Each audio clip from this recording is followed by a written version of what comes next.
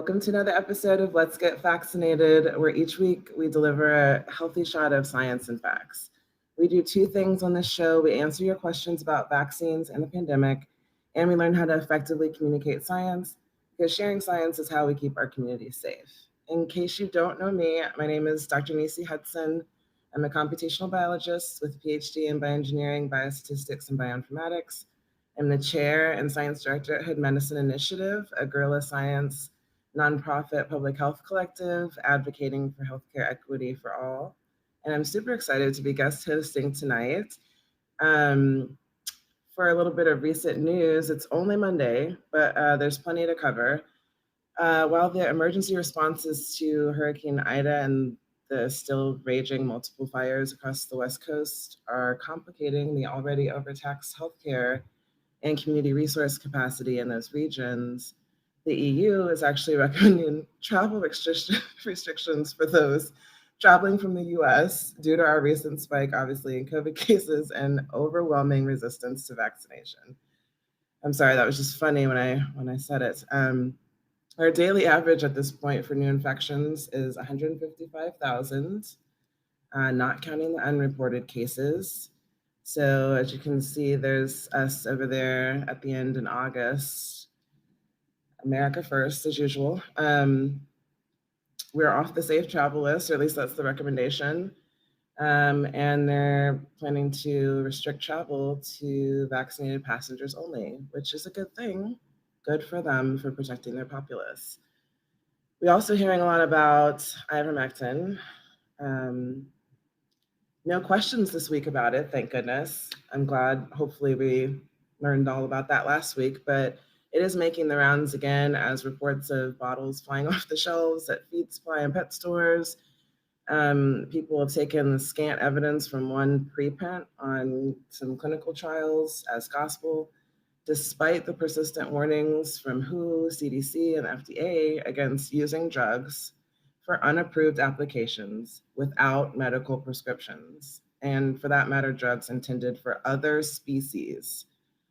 And so just this week, a judge in Ohio decided to mandate treating a patient with ivermectin because his wife, became, convinced by a couple of snake oil salesmen, apparently, that was going to be the best thing for his treatment.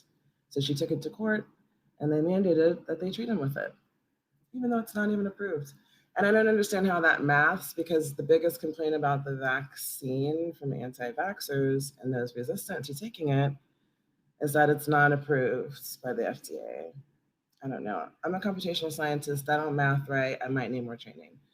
But that's a huge part of this crisis, right? It's disinformation and misinformation. It's been this parallel plague to the COVID pandemic, spreading further and faster than any mutant variant. It's made public health recommendations extremely difficult to communicate, especially with sort of the complexity of the content that needs to be relayed to the population. So when you have political influence, which is making it harder to cut through the noise, a number of dedicated scientists, in spite of this, and healthcare professionals have risen up to the task to try to fill that gap.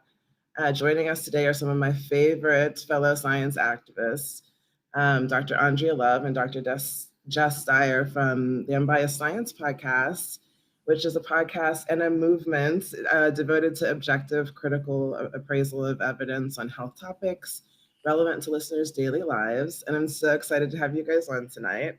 How are you doing? Hi, Neecey. Excited to be here. Feeling is mutual. We love you. We're also joined by Dr. Emily Hotez, who's a developmental researcher and assistant professor of medicine at UCLA. And she's been focused during the pandemic on public health education tailored for neurodiverse and disabled people. So thank you so much for coming, Emily. Hi, everyone. Thanks for having me. I've been really looking forward to this episode because I know that we've all kind of been having these conversations about the challenges, the burnout, feeling like a town crier farting in the wind. And, I think, but at the same time, it's like, we're not going to stop. So it's important that we kind of also seize that momentum of this time, and there's so many people who have like stepped up to the task, and so many scientists have kind of, you know, been inspired to, you know, step in and make up for the lack of clear communication from our government and the people who should be guiding us through this crisis. So I thought I would start with you, Andrea, and just kind of tell me a little bit about your background and kind of how Unbiased Science Podcast got started. Yeah, no, absolutely. So I have a PhD in microbiology and immunology. And so my research, my interest has always been in infectious disease immunology with a focus on human diseases. And, throughout my training, throughout my career, I've always been frustrated with the dearth of accessible science information to the general public. I think the most prominent example of that has always been the anti-vaccine movement. And, this is not unique to the current COVID-19 pandemic. The anti-vaccine movement has existed for many, many years. And Jess and I, and she'll tell you in just a minute, we went to undergrad together and we took different career paths. She's a public health scientist and I do biomedical science research. But we have always stayed in touch after undergrad, and we kind of always shared similar frustrations. And we had talked about, we should join forces someday in a way to bring science to the masses. And, life got in the way.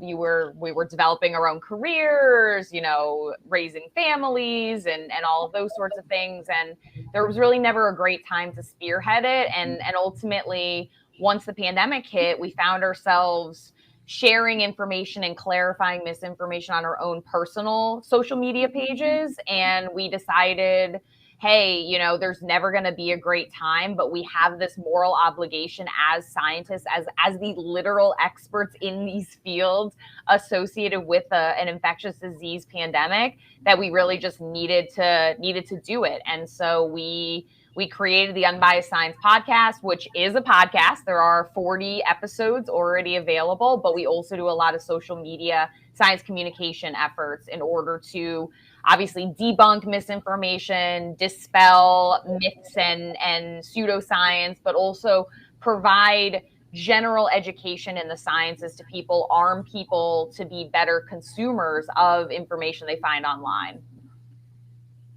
And Jess, what do you think has been like the most rewarding thing? Let's start on a positive note. Today about getting into this endeavor. Well, I think we really are making a difference. How many messages do we get, Andrea, where, people will say, I don't know who to trust, and I came upon your page. You guys are experts in the field, and you convinced me, or you helped me speak to my father or my cousin or my friend, and you helped us make the informed decision to go ahead and get vaccinated. So I think it's just really seeing that we are having an impact. And, I know we're all exhausted. We're so frustrated. We feel like we're repeating ourselves, but it's paying off. People are listening. I know we're going to talk more about this, but it's just that real world impact that I know that we are making. It's just incredible. And Emily, maybe you could jump in and tell us a little bit about your work with UC Lend and Neurodiversity Health Chats and kind of how you came into the space. Sure, happy to. So just by way of background, I'm an assistant professor of medicine at UCLA. So I have a kind of a vantage point as a researcher in all of this. I'm a developmental psychologist by training, but I'm also the sister of an autistic adult. My sister Rachel has autism, and she has inspired and continues to inspire a lot of my work. So I have this unique perspective on issues of vaccine access and uptake, because I read the research every day. I'm steeped in the literature, but I also see some of the challenges that often marginalized groups experience on the ground. These challenges were certainly put under a microscope during COVID. We've really seen firsthand a lot of the disparities that people with disabilities face, and other marginalized groups. But these disparities have always been here. And people with disabilities face countless access and information access, healthcare access, all kinds of access issues. And we witnessed this during the pandemic, but these challenges have always been there. So being a developmental psychologist and a sister of an autistic adult really allowed me to understand how we might approach issues of vaccine access and uptake in marginalized communities during the pandemic. So having that vantage point and also being very well positioned at UCLA, working on an interdisciplinary team of scientists. So I work with physicians, researchers, psychologists, and clinicians.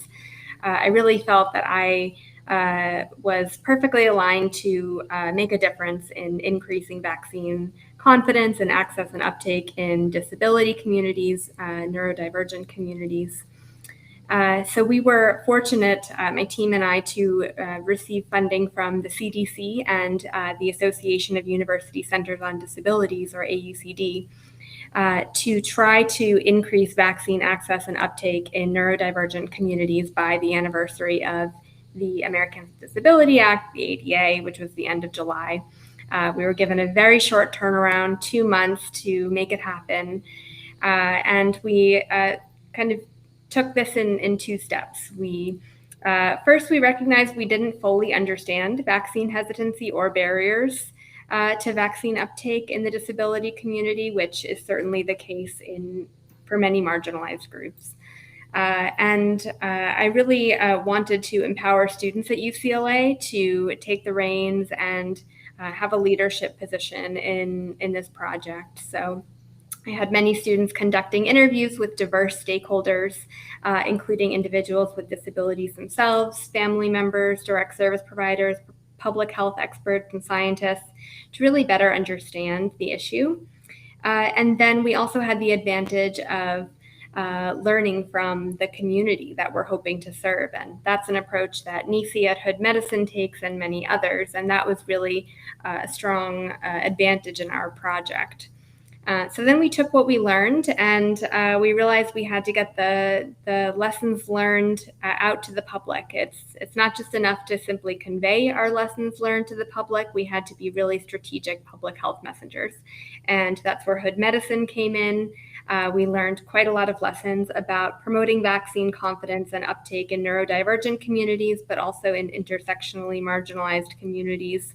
And so we gleaned quite a bit of lessons learned about facilitators, barriers, and other recommendations that scientists can follow, as well as others.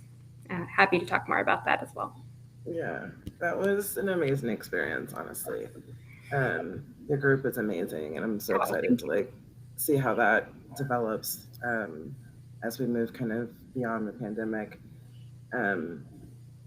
We are definitely focused, obviously, on intersectional communities as well. And I know that Unbiased Science Pod is trying to kind of expand the people and the populations that they target as well.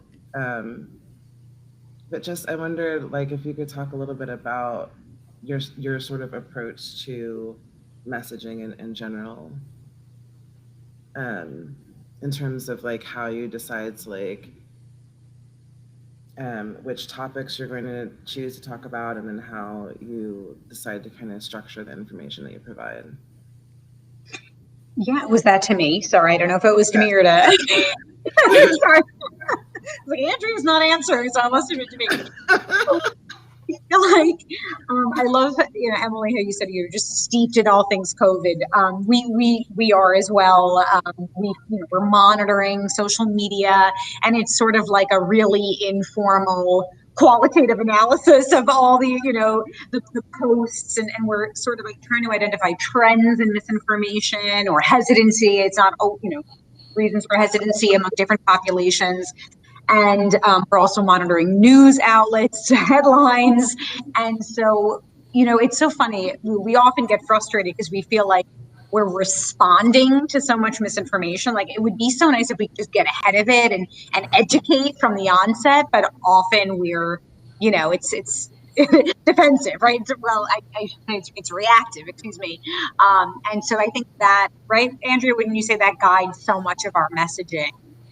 We're also trying to keep track of where there still exists a lot of vaccine hesitancy, and which groups we could possibly / probably reach. So, there's a group of people, we often talk about them, who are more prone to believing conspiracy theories, who maybe are harder to reach, who just have this distrust of the medical and scientific establishment.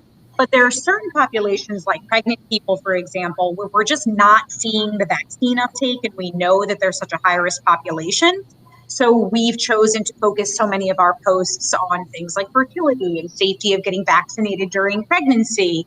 Andrea, anything else? I'm just spitballing here. Yeah, I mean, I think, we're trying to reach as many different populations that have different reasons for hesitancy. And some of that is, politically motivated. Some of that is religious. Some of that is because they're a high risk group. Some of that is because they have a pre-existing condition. And so some of the content we put together is designed to be just kind of broadly educational, but some is framed very specifically. So, we are taking different tactics because some people are not super receptive to the hard data. They need a little bit of an appeal to emotion, or maybe they need a little bit of, the Pope is encouraging you to do this because this is your way of showing love for your neighbors, so that maybe will resonate with Catholics or other, sects of Christianity. And so, we're trying to kind of feel the waters and see where there are still pockets of hesitancy and maybe utilize the same sort of data. Everything that we share is backed by data, but frame it in ways that are going to resonate with some of these groups that have still not yet gotten vaccinated. Emily, what are the sort of underlying reasons for hesitancy among the populations that you work with? Yeah, and Jess and Andrea bring up a great point. It's what we've been finding too is having messages coming from the experts, physicians, public health experts. This is all really important, but it's also equally important to have messages coming from the communities that people identify with, and really having those messages that are culturally salient to them. And that's something that Hood Medicine does really, really well, right? Is really engage the community in order to better understand and direct their public health messages. In our project, we spent more than half of the time, while we wanted to use social media to get the word out about vaccines, we spent more than half of our time really trying to understand the disability community and their experiences during COVID, and why or why not are they getting the vaccine? Will they get the vaccine? What kinds of barriers to access are they experiencing? Sure, there are disability-specific barriers to access, like certain sensory challenges and anxieties, but there are barriers to access that this community talked about that we know many marginalized communities face in healthcare, related to doctor-patient communication and access to reliable healthcare, and a lot of these barriers are based in again, things that were present well before the pandemic and will continue beyond the pandemic. The pandemic just really brought a lot of this to the forefront of public discourse. We know that many marginalized groups have experienced a long history of stigma across the life course. Of course, in healthcare settings, but in schools, we know kids as young as 7 are already thinking about kids with ADHD and learning disabilities as people they don't want to hang out with. So all of this has such a snowball effect on how they experience health throughout the life course.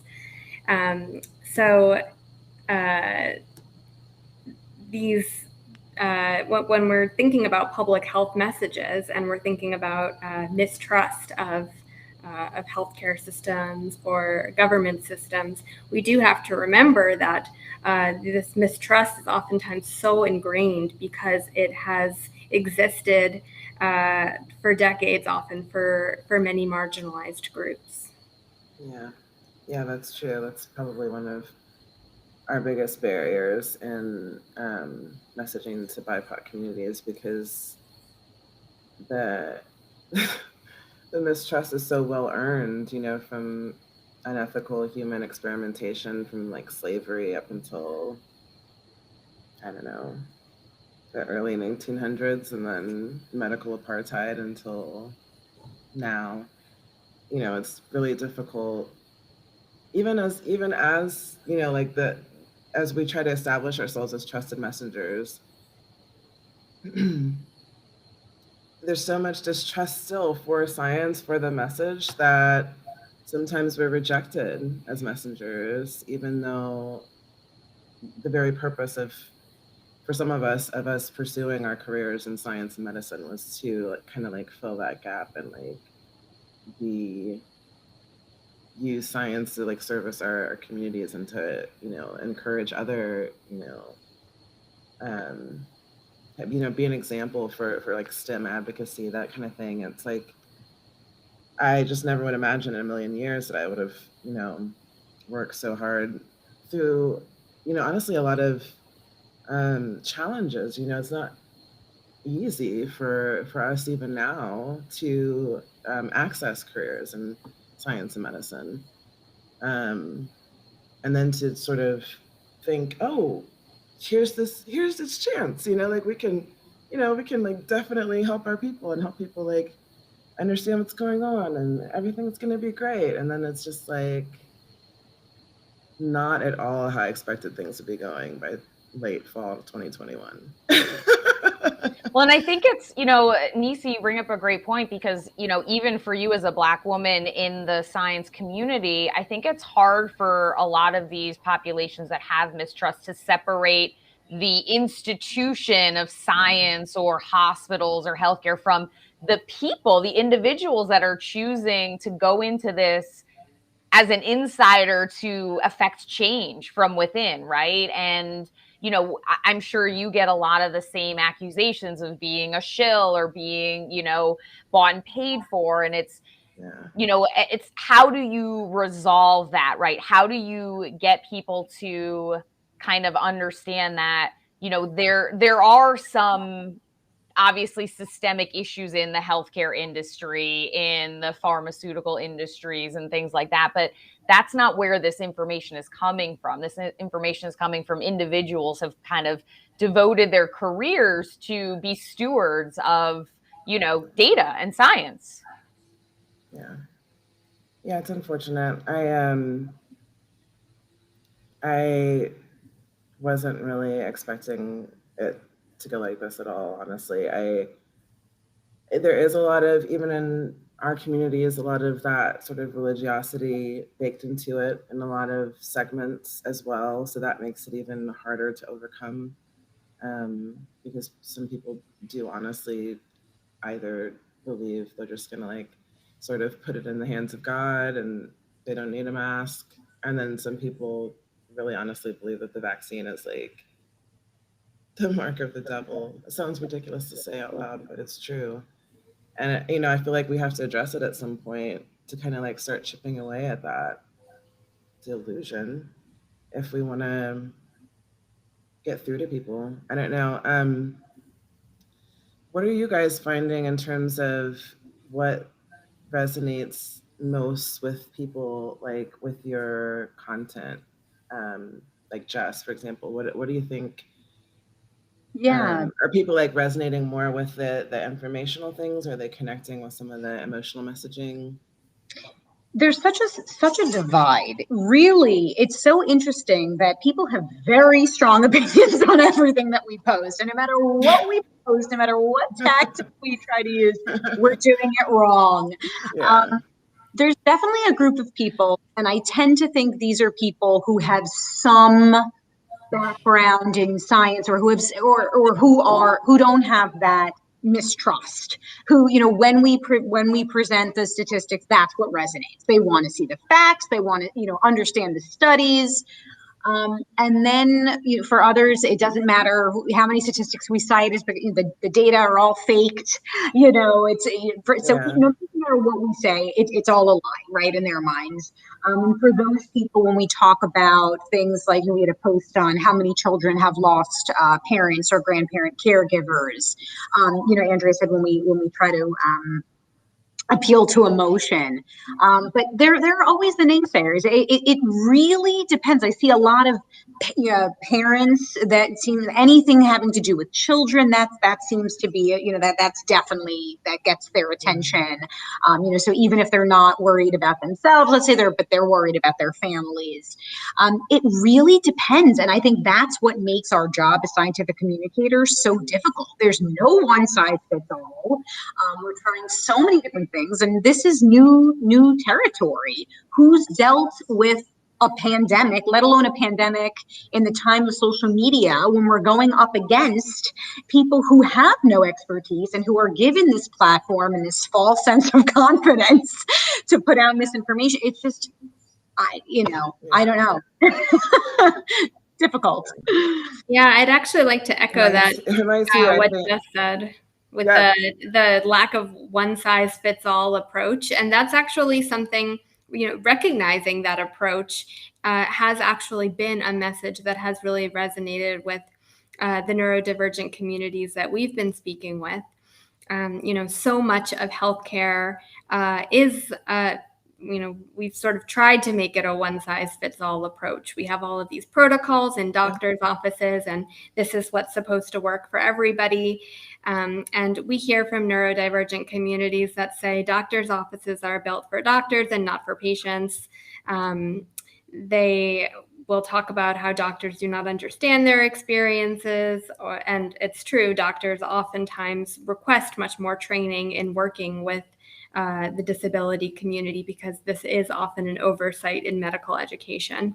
But the people that I work with really appreciate when healthcare providers do not take that one size fits all approach.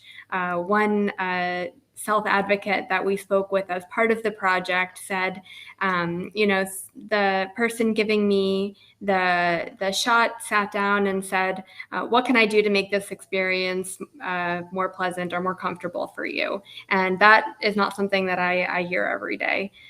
So I think kind of embracing this flexible approach, which is often called, you know, precision medicine, or what I call a neurodiversity oriented approach to medicine. I think that can be a facilitator. And since you guys launched in July, like, have you gotten a lot of feedback? Like, are you getting a lot of this like resistant sort of feedback, or are people like really just kind of responding to it and taking it in, do you think? For my project? Yeah, for the neurodiversity health chats.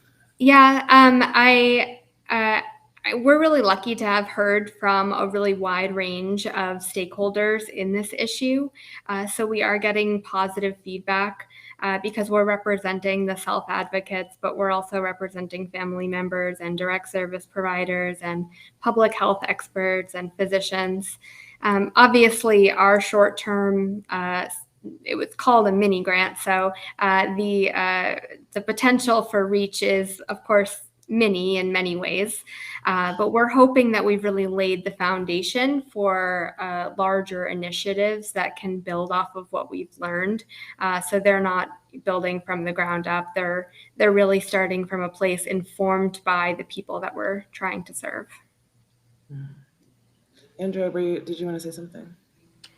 I mean, I obviously echo all of what Emily and Jess are saying. I think, you know, we get different populations that engage with different formats of messaging, and you know, I think we've really adjusted how we frame things since we launched a little over a year ago, and we try and present the same sort of data multiple different ways, not necessarily back to back, but over the course of a short time period, because some people like the hard data. Some people don't want to sift through the numbers and they just want the, one thing we've been doing recently is we'll have like a summary slide or a TLDR slide, so that the people who don't want to read, the carousel of infographics can just get the big, high level points. And I think that seems to be appreciated by a lot of people. And if I could just jump in, Andrea, we often comment that it takes several hours, if not days, to develop all of our infographics. So much time goes into researching, evaluating the evidence, putting together the graphics. And it's like the graphics that take the longest amount of time and have the most information seem to not do as well as those that we just throw together with the high level. Right? Are you kidding me? It's so frustrating. Totally. One other thing that I want to, I'm sorry. Yeah, it's so true. So true, right? The one other thing, we're talking about how there's no one size fits all in terms of messaging. And I see, Andrea, don't you notice whenever we use the term anti-vaxxer, people don't like to be lumped together in that category. That's another thing that seems to really turn people off, because they'll say that they're vaccine hesitant, they have questions, they really are there, they will listen to experts. And I think the cool thing about what we're all doing is that how often, in what other decade would people have access to biostatisticians and immunologists and epidemiologists? It's awesome that lay people have access to people with such highly specialized expertise. So, and I think we try and be kind of cognizant of the anti-vax label, and we say those that are opposed to vaccines or those that are hesitant about getting vaccinated, because we don't want to lump everybody into that same bucket. We know that there are true conspiracy theorists who think that there are microchips in a vaccine when they're carrying around a cell phone that has a legitimate microchip in it. But there are people who have children and they're concerned about their children's future fertility because they heard something scary on the internet. And so, we want to be this trusted and reliable resource, and we don't want to turn them off, so to speak, by branding them. Mm-hmm. I think it might be a good time to get into some of the questions, because kind of fits right into what we're talking about. So we have a number of questions that we've collected from the community ahead of time, but we've got a couple of good ones in the live chat too, so we're gonna get into those. I think I want to start with Jack Shaw, who just submitted a question. And he says, regarding hesitancy to scientific information, many fields of science seem cloistered with little transparency. Do you see this as an issue that needs to be addressed within the sciences? I see you nodding, Jess. Yes, I mean, absolutely. I think that's one of the biggest reasons that people mistrust science. Everyone thinks that there's some ulterior motive, that it's all funded by pharma, and that all the data have been tainted, and we're all, sort of being paid to disseminate a certain message. So many of our messages emphasize this, we're very transparent about our own backgrounds and how we are not receiving funding. All of the studies that we appraise, we always look to see, are there conflicts of interest? Are there red flags with regard to funding?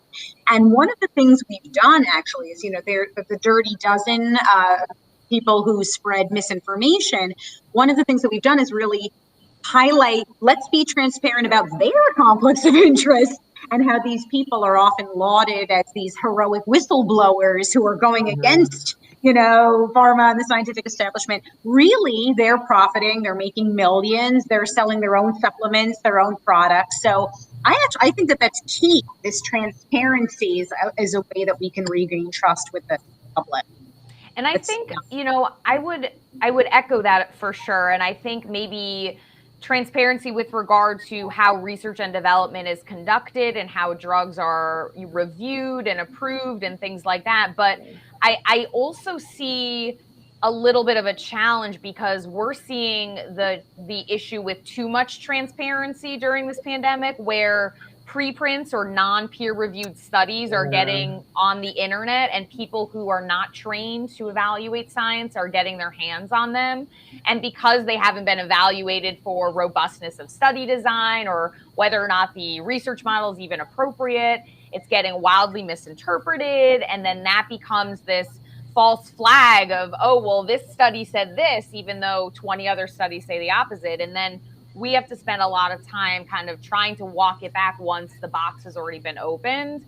So I think, you know, there are specific things in science that, you know, stay in the realm of science, just like any specialty, right? Like you're not going to be able to understand the complexity of any field if you're not an expert in it. But I do think that we need more transparency in terms of how research is designed, how drugs are approved, you know, what sort of, you know, gatekeepers and checkpoints are there, so that people can have more confidence in these medications or these treatments that they ultimately are going to get. Agree. So transparency is definitely an issue, but I agree there's quite a lot of information being funneled throughout the interwebs. And so a key responsibility of scientists, and this has always been a responsibility of scientists, but it's more important than ever, is in translation. So how do we help the public accurately translate research findings into conclusions that they should draw about their own lives? And that seems to be more important than ever now. Yeah, that definitely leads into the next question from Casey Klink and Dalen. I hope I said that right. But, yeah, so it's just with so much conflicting information, is it a time for a more nuanced approach to where we acknowledge that there are no absolutes? I think, like what you were saying, Andrea, with like the preprint surge, let's say this has been happening lately.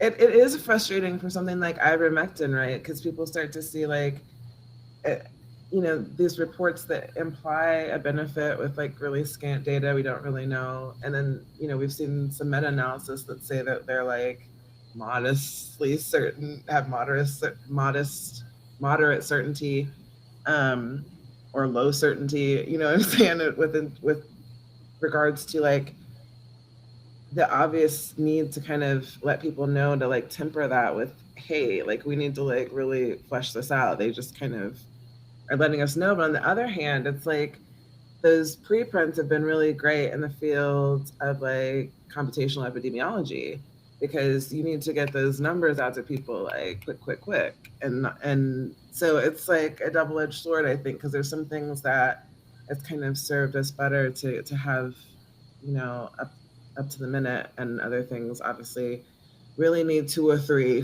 peer reviews. Well, then that's exactly the point, right? Like, so the preprints, or, you know, bypassing the peer review has been great for cross-pollination, for joining forces, for researchers, for all of these like high throughput repurposing screens for possible compounds that might have antiviral efficacy. But at the same time, if they get into the hands of a person that is not a scientist, then they get ultimately misinterpreted. But you know, and Jess and I are saying all the time, you know, a lot of these statements that come from government officials or kind of figureheads, they lack this nuance, right? It's an all or nothing phenomenon, and they aren't explaining the science in a way that kind of fully represents the picture. You know, and I get it that there's limited information that people can absorb and kind of process quickly, but I do think that people need to understand that science is evolving, and the fact that we are revising guidelines as we get new data is not flip-flopping. It's the nuance associated with the scientific process. Mm-hmm. Yeah, I think just as important as scientists kind of upholding their responsibility and making sure that their findings are being put out to the public in a responsible way, I think more than ever we're going to see scientific literacy and critical thinking being promoted in schools, because these are skills that are going to be so important for everybody moving forward.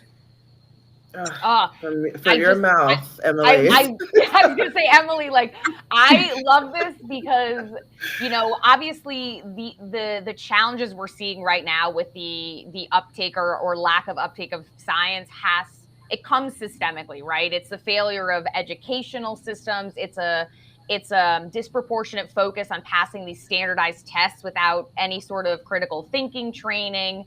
It's you know, this lack of kind of intellectual curiosity, or only reading the top line of news articles and not reading the actual text of it. And I think you're absolutely right. Like, we have to reorient the focus on education. That's a longer term solution. Some of the public health messaging that we're talking about, we can tackle it all at once. Let's see. Our next question is from Julie Cornell, and she asks, "How might best practices differ between best communication practices differ between a layperson audience versus informing or persuading policymakers?"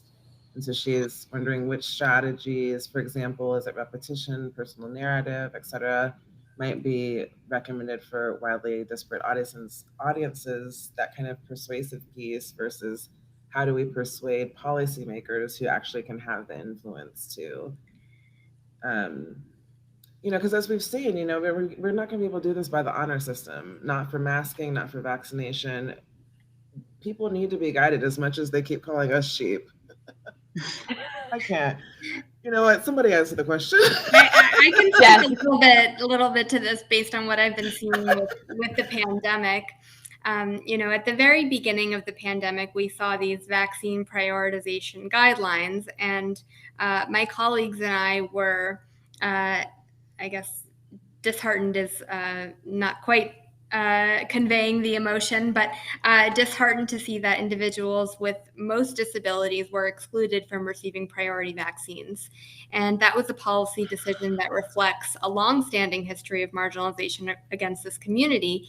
And in part, it's because there wasn't data to support that people with, for example, ADHD or autism should receive priority vaccines, because these people have been historically excluded from research studies. I came across an article that found that people with intellectual or developmental disabilities were only included in 2% of medical trials in the top tier medical journals, and were often excluded based on arbitrary reasons, and they could have been included. And so if we don't have research and data on these populations, they're being excluded from policies that really play an important role in their lives. So I think when speaking to policymakers, having that data is really important, but then it's up to the researchers to make sure that their studies are equitable and not perpetuating disparities. That's an excellent point. It's true for so many things too, right? Like, because I feel like people have this impression that you could still get a mad scientist in this day and age. Do you know what I mean?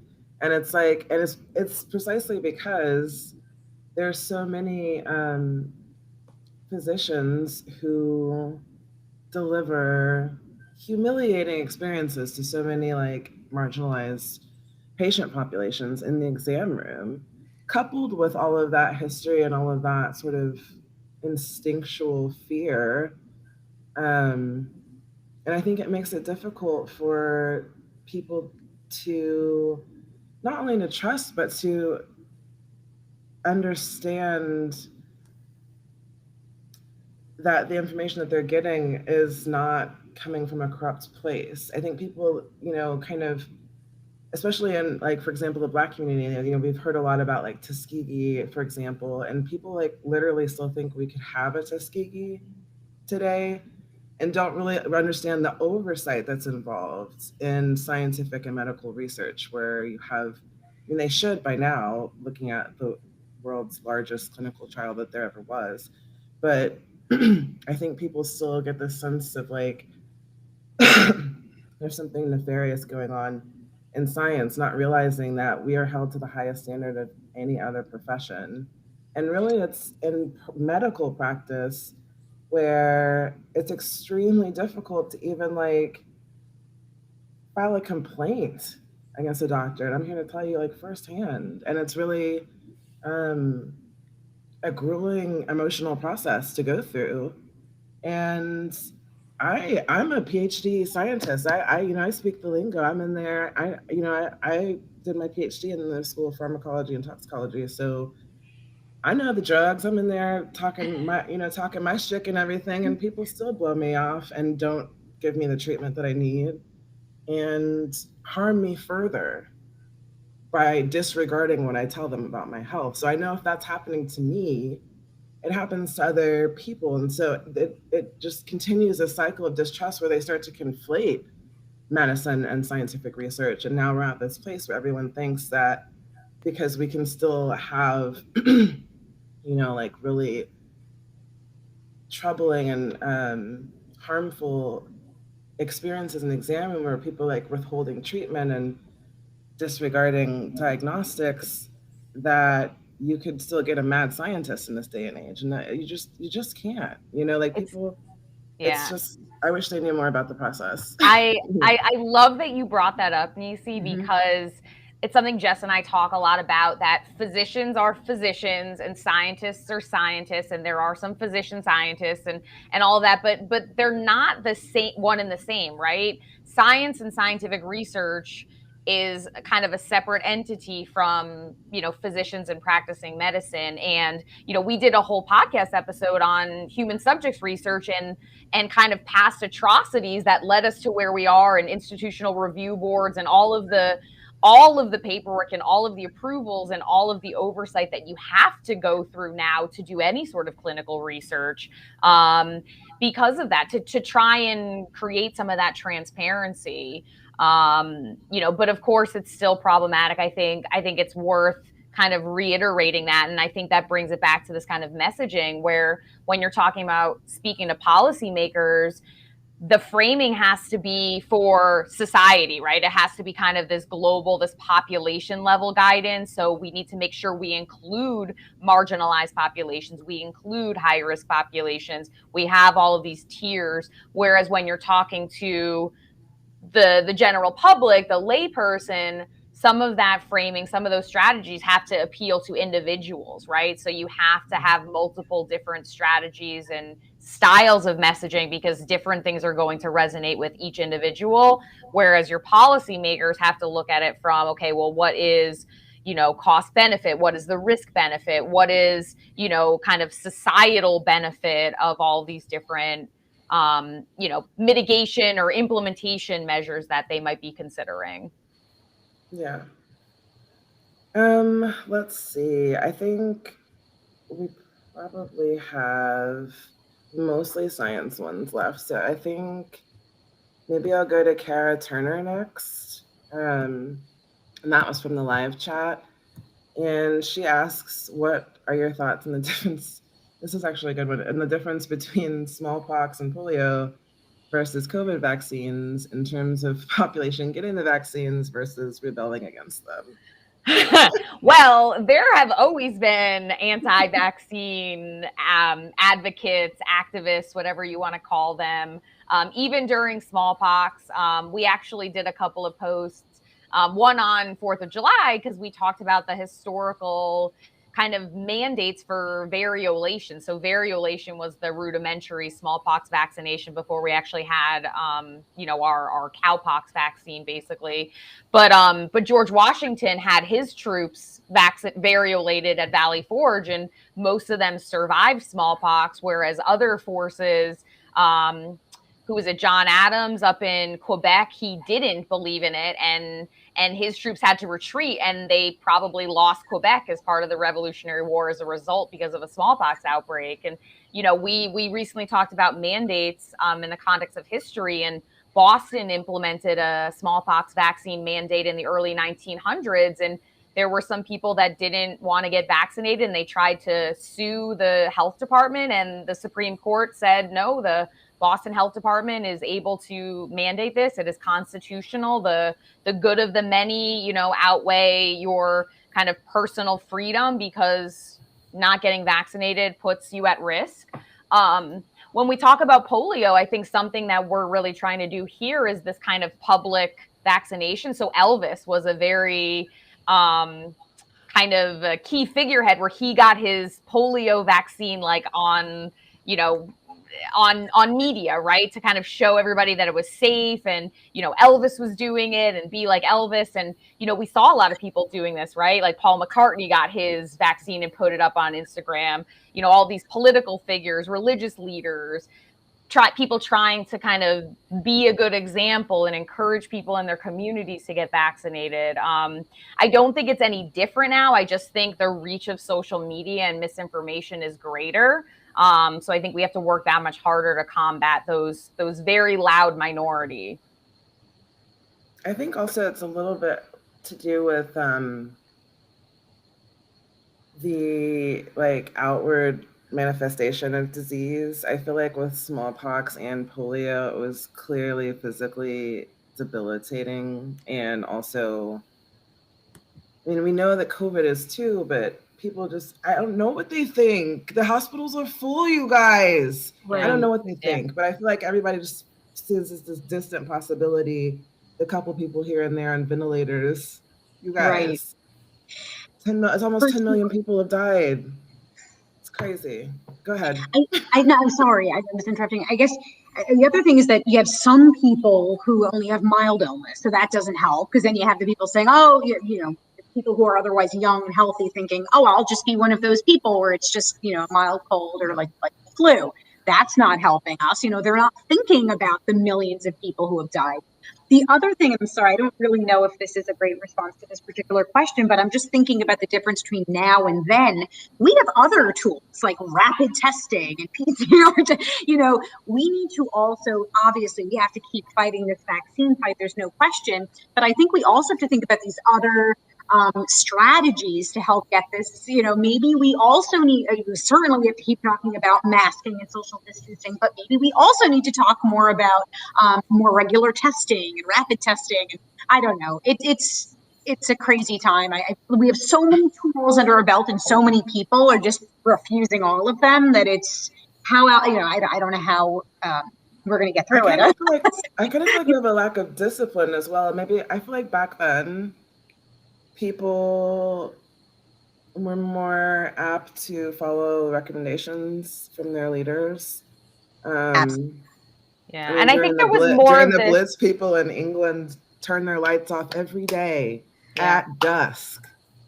Right. You know what I mean? Like, we don't have that. Wouldn't happen now. Yeah. Well, and that's also, I think it's not just discipline. It's this sense of duty to your community. You know, there's this kind of pervasive, like, well, my convenience supersedes my responsibility as a member of society. And I'm not really sure where that came from or when it came about, but, you know, it's this, you know, well, I don't want to put myself out, you know, for an inconvenience in order to make someone else safer. And I think that has become very pervasive and to a degree violent. You know, there was a school board meeting in my district, and parents who refused to mask, you know, barged in and they coughed in the faces of other parents that were at the meeting who were wearing masks, just like to be defiant. And yeah, I mean, I think that's a big issue here. People feel very entitled to do these sorts of things because there really aren't repercussions. I feel like that's one of those examples of how Black people live by the wish creed. How, like, I really wish somebody would come up to me and do that. Just one time. We have another question. Come here, Neecey. Come here and you can experience it. We have another question from Susan Harris Browder. She asks, the eternal question, why do we wear a mask? Please explain again why vaccinated people need to wear a mask. I know Andrew's got here. She literally just bit her lip because she has so much to say about that. No, I'm going to let someone else take it. Oh, okay. I know. Andrew's got a lot to say. I always have a lot to say. Make it simple. Here's a simple version. All right. Too long, don't read. We spit in each other's mouths all day long. That's the simple lesson from the plague. is how much we spit in each other's mouths all day long. Okay, and the thing is with Delta, which is now the predominant strain, thanks to you guys, congratulations. It induces like 1,200 times the viral load. So you're going around just puffing out gas clouds to people. We refuse to wear our masks. We refuse social distance. Everybody's at Applebee's. Everyone's at Lollapalooza. I don't know. Why do you not wear a mask is a better question, because I'm not there yet. I don't know if I'll ever be there looking at how the true nature of human behavior. I never want to smell anyone's bad breath again. I never want you to accidentally spit on the corner of my mouth talking to me again. I'm good, and don't blow out the birthday candles. None of that. You know, like keep it to birthday yourself. candles are over. But from the scientific side of the masks are literally a physical barrier. They're a woven material that block those spit droplets that are coming out of your mouth when you talk, when you breathe, when you speak, when you sneeze. And the more of those you block, the less likely any of those that may or may not have virus inside of them are going to get into someone else's face. And so even when you're vaccinated right now, we know that with Delta, it is not 100%. Well, it never was 100% effective at preventing infection. Transmission, right. Yeah, exactly. So with Delta now, which is much more contagious and has way more virus literally growing in your body, there are people who, when they're vaccinated, they can still get infected and in theory pass it to someone else. So until we get Delta under control, our hospitals are overwhelmed with mostly unvaccinated people, but vaccinated people could in theory still pass it to someone else. So we need to get more people vaccinated before we can take the masks off. Right. And I was just going to say, we know that exactly as Andrea just said, vaccines, they do an incredible job at preventing severe illness, hospitalization, and of course, death. They also, that vaccinated people, if they do get infected, will clear the virus more quickly. The infectious period is shorter. However, you can still carry and transmit the virus. And right now, the community spread of COVID is absolutely rampant. I live in South Florida. Our test positivity is over 20%. We have to get that under control. And so for now, I know it's an inconvenience. I like it because I don't, worry about putting on makeup or having things in my teeth. But we need it to stop. The community spread is just rampant right now. And I just want to clarify, the vaccines are still very effective at preventing infection. They're just not as high efficacy at preventing infection as they were before Delta. It's still about 80% effective, which is still a phenomenally protective vaccine against infection. You can't expect anything to be 100%. Nothing is. Well, the thing is, it's about that physical barrier too, though, right? Like a vaccination doesn't create an invisible force field around you. If you walk around with your mouth open, it could still, do you understand? Something's going to fall in. Yeah. Okay.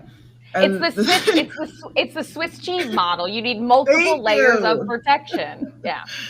But it's like, even in like vaccine studies, where they're evaluating different, vaccines, or like in preclinical medicine with like animals, like even if you have a vaccine, like a tolerance study, if you overwhelm the animal with virus, it's still going to get infected. And we're talking about 1,200 times. You feel me? Not 2 times, not 10 times. I mean, you're still going to get infected just because of the sheer load. Amount of virus. Yep. Absolutely. And I don't see any of y'all taking precautions. No one in my grocery store wears a mask. Everyone's like right up here, right up on each other all day long. So that's, I mean, you know what? Next question. We could do this all night. Wear your mask, Susan. That's the answer. Let's do Karen Anderson next, because this is a great one, and I know that you guys have done a really amazing couple of infographics on this for like kids in school and just for adults. But she asks, is it safe for anyone to be eating inside of restaurants or cafeterias with Delta spreading? I would not, even vaccinated. I mean, especially, I think it's also place specific. Here I'm in an area where again, over 20% test positivity. It's just so rampant. Even if I'm vaccinated, I do not want to be indoors with crowds. You know, I'm thinking, especially we're eating, we're sitting close to each other when we're eating. It just spells disaster. So it's a no for me.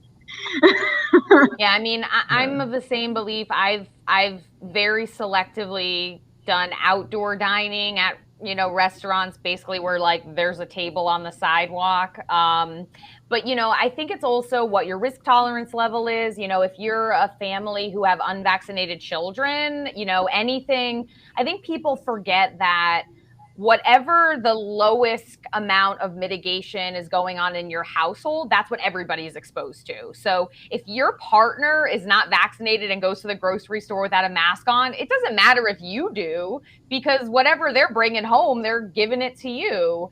And so, you know, you have to have a frank conversation with everybody that you're around about, you know, whether or not you feel comfortable with this risk. And right now, Delta is rampant. You know, I think there's not a place in the country that isn't at, you know, high incidence of spread. We know that the virus spreads better in indoor spaces with poor ventilation, particularly as people are chewing and flinging bits of food and mucus. It's going to be a long time before I feel comfortable dining indoors, for sure. I want to point out that, you know, that I think they've done a little bit of inquiry into the aerosols, and they do stay around quite a bit with these, and they are so concentrated. So even if you go into a room someone has already left, you know, those particles can still be hanging around. So just because you don't see anyone there, I mean, just keep your mask on. I think we have a question from the live chat that we might need to clarify a little bit. So Janet Oliver Chadon asks that, she says 80% against infection. Why do we keep hearing about studies saying Pfizer's all the way down to the 30s? So, and I think that's what Andrea was trying to make the distinction between transmission. There's sort of three measures, right? Of like transmission. Severe illness. Yeah, and so this study that was circulating, that was one study out of Israel, and you know, Jess and I actually have been reviewing it, and there are a lot of kind of gaps in the data. There's some selection bias going on, and so that's kind of why we have these caveats about preprints. So, you know, there was this one study out of Israel that's saying that Pfizer was all the way down to 30%. The data that's demonstrating 80% against infection was a new MMWR, which is a mortality weekly report coming from the CDC. And this was data collected from hospitals and health departments around the country that were demonstrating that the mRNA vaccines were still very effective against infection, 80% for the general public. It did go down to about 53% for elderly persons in long-term care facilities. And that's why that kind of emerged around the time of the third dose recommendation for those who are immunocompromised, because we know that Delta means that you're shedding that much more virus. So people that have less robust immune responses, like the elderly, like transplant recipients, like people that are on immunosuppressive drugs, that third dose is going to kind of bring them back up to that level of protection that'll protect them against the Delta variant. So I think my takeaway is there was a single study that showed that Pfizer was less effective than Moderna. There was some bias in the statistical analyses and the data they were presenting. The rest of the data that we've seen, including this most recent analysis by the CDC, seems to be that there is a little bit of a reduction, but it's still really protective. And it's very, very protective, above 90% for hospitalization, severe illness, and death. Yeah. Okay, that kind of covers the rest of the other ones that we had in terms of the other sort of questions people had about the booster shots. So thanks for that. I have a final question for all three of you. I guess I'll start with you, Emily. So how do you feel like your work throughout the pandemic has sort of changed your trajectory as a scientist? Like, how do you see your profession and then your professional duty after this experience? That's a great question. I I think this was always the case, but it really became quite evident during COVID that scientists can no longer work in silos. And I mean that scientists can no longer just work with other researchers in their discipline. They need to work with physicians, they need to work with policymakers, they need to work with other interdisciplinary professionals who offer an important lens into whatever issue a researcher is studying. And that's really important to make sure that researchers are conducting valid science, but also science that is going to move the needle in addressing disparities, promoting health, all of that. But I also mean that scientists can't just work with other PhDs.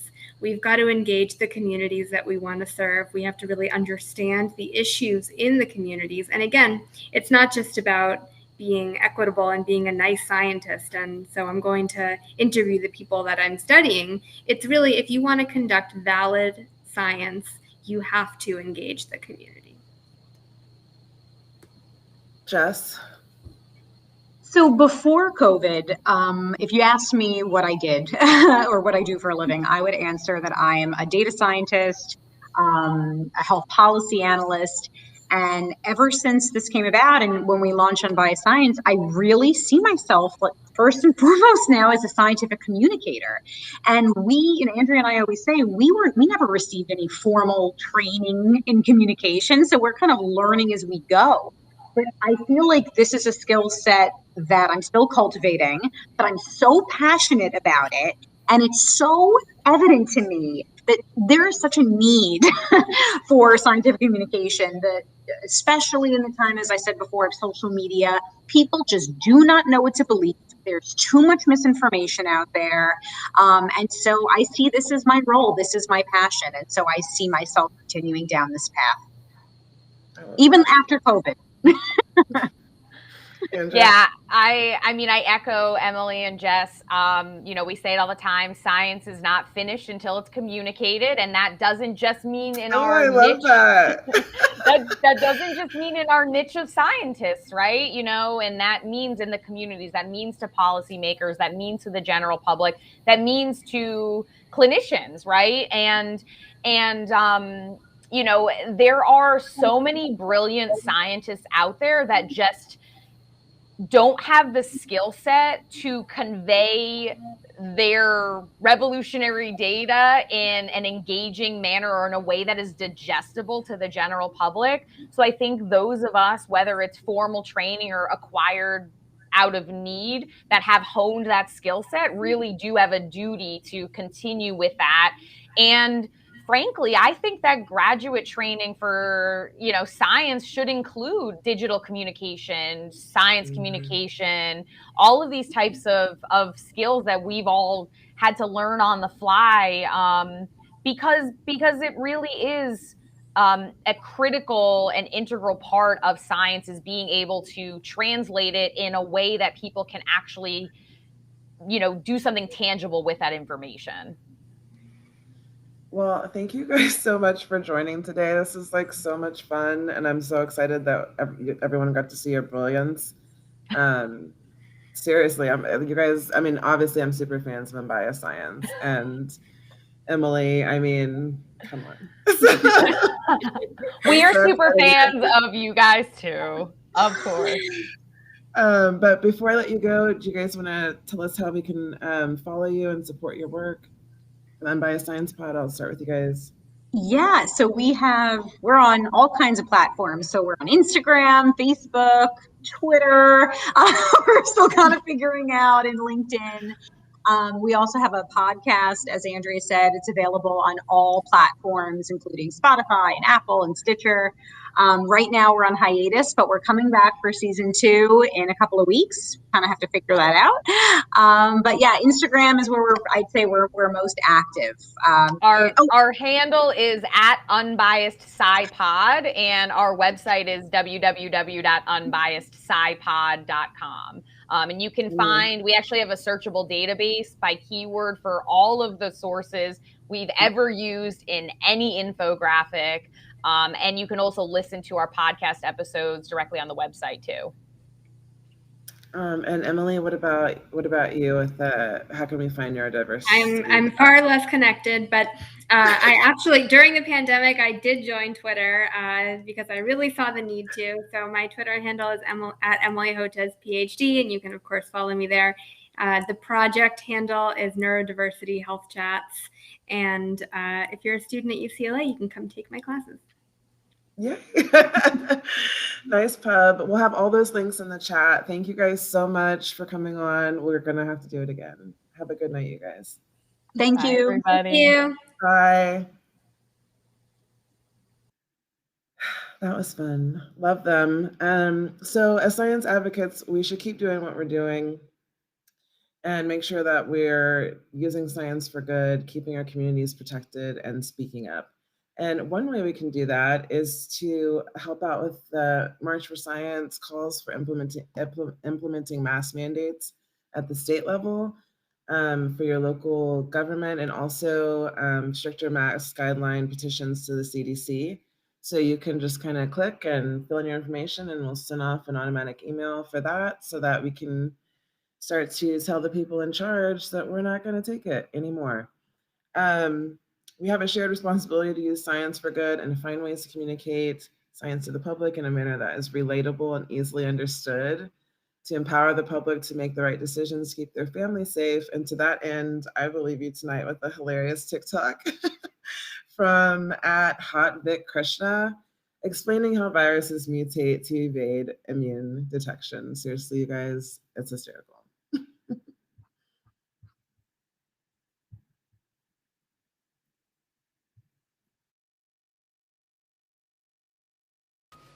Fork Hands is out there. Be on the lookout for forks and seize them. Will do. It's him! Get him! Please, no, stop. I'm not Fork Hands. I'm different. Yeah, I guess you're not. Can't believe I almost destroyed him. Replicate me. In fact... It's Fork Hands. Why did you stop him? It wasn't Fork Hands. In fact... Spork Hands. He mutated. It is him.